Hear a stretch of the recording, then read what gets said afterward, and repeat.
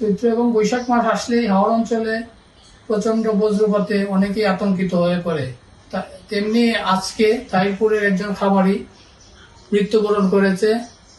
আমাদের এই তাহিরপুরে অঞ্চলে বজ্রপাতটা আতঙ্ক হয়ে ধরা দেয়। আমরা আশা করব ভবিষ্যতে যারা সরকার এবং সরকার সংশ্লিষ্ট মানুষরা আগেই যদি আগাম সচেতনতামূলক ব্যবস্থা গ্রহণ করেন তাহলে এই বজ্রপাত থেকে মুক্ত হওয়া যাবে।